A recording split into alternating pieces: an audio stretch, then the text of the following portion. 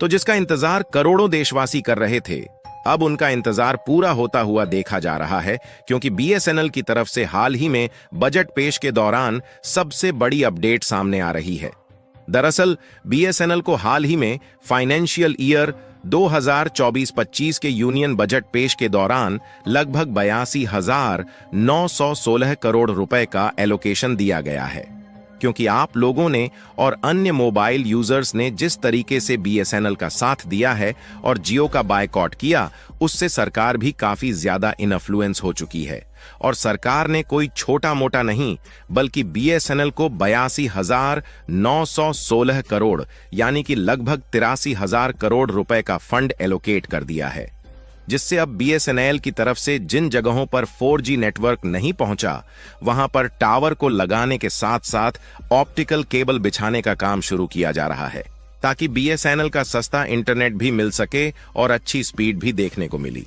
यानी कि यह बात अब साफ हो चुकी है कि जिस तरीके से पिछले 2 हफ्तों में रिलायंस जियो के ओनर मुकेश अंबानी ने अपनी मोनोपोली यानी कि मनमानी लोगों पर चलाई है, उससे अब भारत सरकार भी एक्शन में आ चुकी है और इन्हें अब जवाब देने के लिए बीएसएनएल को दोबारा से मोबाइल यूजर्स के सामने खड़ा कर रही है।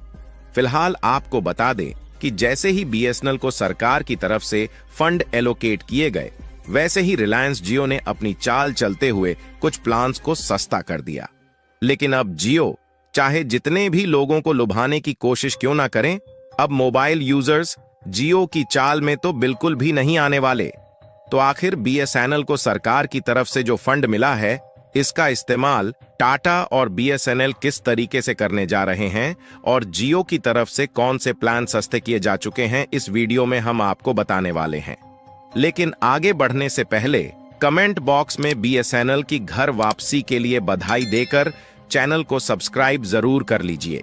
देखिए, पिछले 2 हफ्तों में जिस तरीके से प्राइवेट सेक्टर की तीनों टेलीकॉम कंपनियां जियो, एयरटेल और वोडाफोन आइडिया ने अपनी मोनोपोली भारत के करोड़ों देशवासियों पर चलाई है, इससे सभी मोबाइल यूजर जियो को लेकर पूरी तरह से विरोध कर रहे हैं।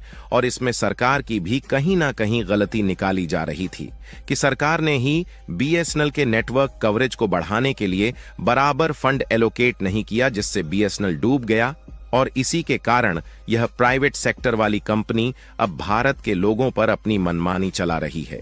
लेकिन भारत सरकार को ऐसी बातें सुनने में आ रही है तो वह पूरी तरह से एक्शन में आ चुकी है। और जब इसी बीच 23 जुलाई को बजट पेश होना था, तो इसी बजट में अकेले टेलीकॉम सेक्टर के लिए 1 ट्रिलियन का फंड एलोकेट किया गया है, जिसमें से बीएसएनएल को अकेले लगभग 83,000 करोड़ रुपए का फंड मिला है। और जब से बीएसएनएल के खाते में सरकार के द्वारा यह पैसे ट्रांसफर किए गए हैं, तब से एक नई लहर देखने को मिल रही है।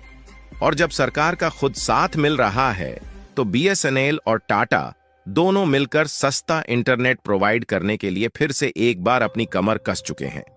लेकिन अब यहां पर सवाल उठता है कि बीएसएनएल और टाटा मिलकर इस फंड का इस्तेमाल किस तरीके से करने जा रहे हैं।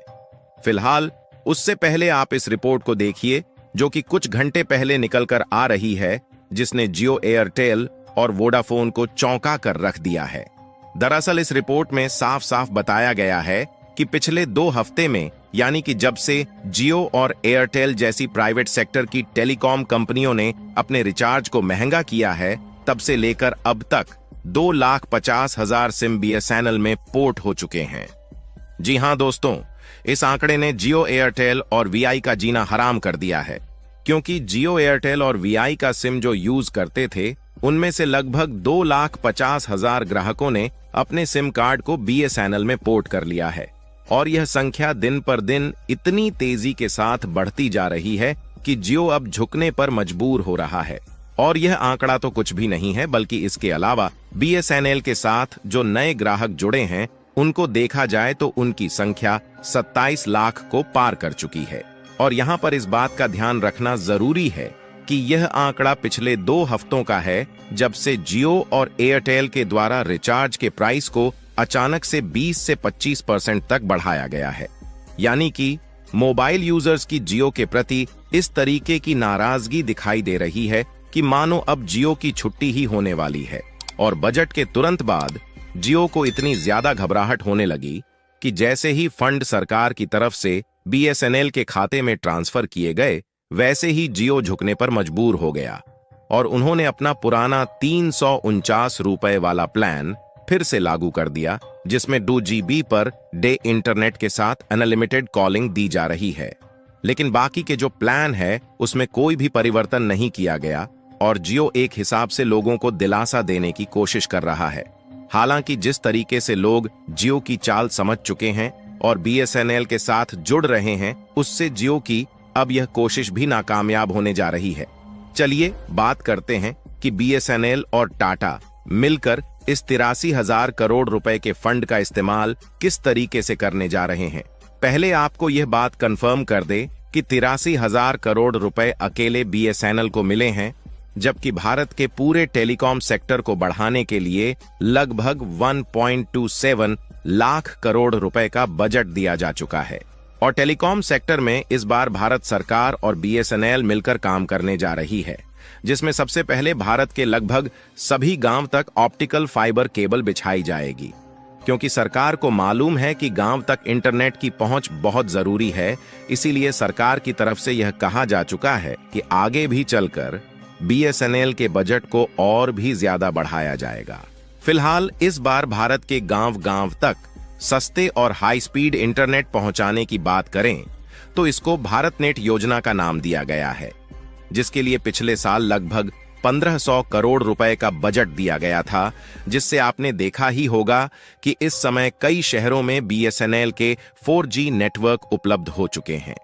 लेकिन सरकार को इस बार लगा कि बीएसएनएल को मार्केट में रहना काफी ज्यादा जरूरी है, नहीं तो प्राइवेट टेलीकॉम कंपनियां अपनी मनमानी करती रहेगी। इसलिए भारत नेट परियोजना के तहत ऑप्टिकल फाइबर के जरिए गांव-गांव तक इंटरनेट पहुंचाने के लिए 83,000 करोड़ रुपए का बजट दे दिया है। और आपको जानकर हैरानी होगी कि न सिर्फ गांव तक सस्ता इंटरनेट पहुंचाने की तैयारी चल रही है, बल्कि सरकार की तरफ से भारत के सभी लोगों को फ्री में इंटरनेट प्रोवाइड करने की मंजूरी मिल गई है। हालांकि यह संभव तभी हो पाएगा जब भारत के सभी गांव तक ऑप्टिकल फाइबर की केबल से 4G इंटरनेट मिलने लगेगा। पर आपको बता दें कि भारत के टेलीकॉम सेक्टर को इतना ज्यादा बजट इसलिए दिया गया है ताकि प्राइवेट कंपनियों की मोनोपोली तो खत्म होगी, साथ ही लोगों को रोजगार के नए अवसर भी मिल सके। क्योंकि एक समय था जब बीएसएनएल अपने कर्मचारियों की सैलरी नहीं दे पा रहा था और उन्हें ना चाहते हुए कई कर्मचारियों को निकालना पड़ा। लेकिन अब बीएसएनएल के कर्मचारियों को सैलरी बराबर मिलेगी, जिससे वह अपने ग्राहकों को अच्छी सुविधा दे पाएंगे। और आपको यह भी बता दें कि बीएसएनएल का 4G जियो, एयरटेल और वीआई की तुलना में बिल्कुल अलग है, क्योंकि इसमें स्वदेशी टेक्नोलॉजी का इस्तेमाल हो रहा है, जिसमें भारत में बनाए गए कंपोनेंट ही लगाए जा रहे हैं, जबकि जियो और एयरटेल आज भी 40% टेक्नोलॉजी और कंपोनेंट चीन और जापान की यूज कर रहे हैं। और सरकार ने बीएसएनएल को बढ़ावा देने के साथ जियो एयरटेल को नीचे गिराने के लिए टेलीकॉम पर इंपोर्ट ड्यूटी को 10 से 15% तक बढ़ा दिया है, जिससे जियो जैसी प्राइवेट टेलीकॉम कंपनी जो विदेशी टेक्नोलॉजी पर डिपेंडेंट है, वह नीचे गिरने जा रही है और बीएसएनएल ऊपर उठने जा रहा है। बाकी अब बीएसएनएल का साथ देने के लिए सरकार भी मैदान में कूद चुकी है। उसके लिए कमेंट बॉक्स में बीएसएनएल और टाटा को बधाई देना बिल्कुल ना भूले। साथ ही इस वीडियो को एक लाइक करके अपने मित्रों तक शेयर जरूर करें, ताकि बीएसएनएल की सही जानकारी भारत के कोने कोने में पहुंच जाए। इसी तरह और भी नॉलेजेबल वीडियो देखने के लिए चैनल को सब्सक्राइब करके बेल आइकन को ऑल पर जरूर सेलेक्ट करें। जय श्री राम।